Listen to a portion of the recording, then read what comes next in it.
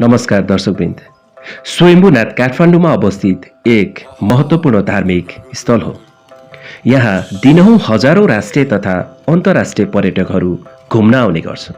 Right now we're actually walking across Kathmandu to Swayambhunath. I'm not sure I'm pronouncing that. Swayambhunath. It's a Tibetan Buddhist temple. And we didn't actually make it to this one. Swayambhunath Kathmandu शहरको दक्षिण पश्चिम तर्फ डाँडामा अवस्थित काठमाडौँ उपत्यकाभित्रको एउटा प्राचीन कला सम्पदा हो। तिब्बती भाषामा यस स्थलको नाम फाङबा सिङकुन अथवा सर्वोत्तम वृक्षहरू भनिन्छ, जुन त्यहाँ पाइने विभिन्न प्रजातिका रुखहरू भन्ने जनाउँछ। यद्यपि सिङकुन चाहिँ स्थानीय नेपाली भाषाको मिश्रित सिङ्गुको अपभ्रंश पनि हुन सक्छ, जसको अर्थ सो मुहान हुन्छ।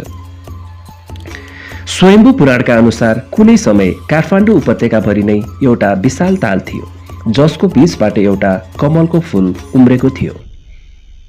यस उपत्यकालाई स्वयम्भू भनेर चिनिन थाल्यो, जसको मतलब हुन्छ आफै उत्पत्ति भएको, र यो स्वयम्भू नाम त्यहाँ अवस्थित स्वयं उत्पन्न भएको अग्निको कारणले राखिएको हो, जसको माथि पछि एउटा स्तूपा बनाइयो। स्वयम्भूनाथलाई मंकी टेम्पल अथवा बाँदर मन्दिर पनि भनिन्छ, किनकि यस मन्दिरको उत्तर पश्चिम दिशामा पवित्र बाँदरहरू बस्दछन्। ती बाँदरहरू पवित्र छन् किनकि ज्ञानको मालिक बोधिसत्व मञ्जुश्रीले त्यस बेला पहाड निर्माण गरिराख्नु भएको थियो, जसको माथि आज स्तूपा अवस्थित छ। उहाँले आफ्नो केश छोटो राख्नुपर्नेमा बढाएर लामो हुन दिनुभयो र उहाँको केशभित्र जुम्रा उम्रिन थाल्यो, र भनिन्छ पछि त्यही जुम्राहरू बाँदरमा परिणत भए। मञ्जुश्रीले स्वयम्भूमा अवस्थित कमलको दिव्य दृष्टि देख्नुभयो र त्यहाँ उपासना गर्नका लागि भ्रमण गर्नुभयो। यस उपत्यकामा राम्रै बस्ती बसाउन सकिने सम्भावनालाई देखेर त्यहाँ धेरैभन्दा धेरै मानव तीर्थयात्रीलाई सुगम्य बनाउनका लागि चौबार डाँडालाई काट्नुभयो। त्यसपछि यो विशाल तालको पानी उपत्यकाबाट निकास भयो, जुन ठाउँमा आज काठमाडौँ अवस्थित छ। त्यसपछि कमलको बोट पर्वतबाट परिणत भयो र फूल स्तूपामा परिणत भयो। यो मञ्जुश्रीले जुन चाहिँ अब काठमाडौँ खाल्डोमा चाहिँ जुन पानी भएर चाहिँ दह थियो, त्यो दहको पानी चाहिँ यो नकाटिकन मानव बस्ती बस्नलाई चाहिँ असुविधा भएको भएर अनि यो उसमा मञ्जुश्रीले त्यो डाँडा चाहिँ काटेर गल्छी बनाएर सरसर्ती हेर्दाखेरि पनि मञ्जुश्रीले नै काटेको डाँडा हो भन्ने चाहिँ। स्वयम्भूनाथ नेपालको सबैभन्दा पुरानो धार्मिक तीर्थस्थलहरूमध्ये एक हो। गोपालराज वंशावली अनुसार यो राजा मानदेवको हजुरबुबा राजा वर्षदेवद्वारा 5औं शताब्दीको सुरुतिर बनाइएको हो। यो तथ्य त्यहाँ फेला परेको भत्किएको शिलालेखबाट पुष्टि हुन्छ, जसले राजा वर्षदेवद्वारा सन् 640 भित्रमा कार्य समाप्तिको हुकुम गर्नुभएको कुरा निर्दिष्ट छ। तथापि सम्राट अशोकले तेस्रो शताब्दी ईसापूर्व स्वयम्भूनाथको भ्रमण गर्नुभएको कुरा पनि उल्लेख छ, जहाँ उहाँले पर्वतको टुप्पोमा मन्दिर निर्माण गर्नुभयो, जसलाई पछि भत्काइयो।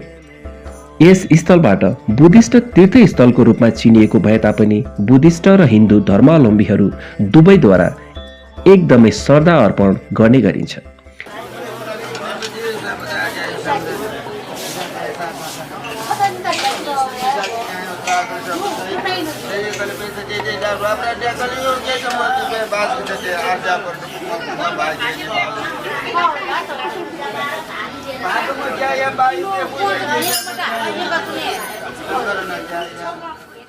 धेरै हिन्दू राजाहरूले यस मन्दिरलाई सम्मान टक्र्याएको कुरा पनि इतिहासमा उल्लेख छ, जसमध्ये काठमाडौँका प्रतापी राजा प्रताप मल्ल पनि पर्दछन्, जो 17औं शताब्दीमा स्वयम्भूको पूर्वपट्टि निर्मित खुड्किलोको पनि जिम्मेवार हुनुहुन्छ।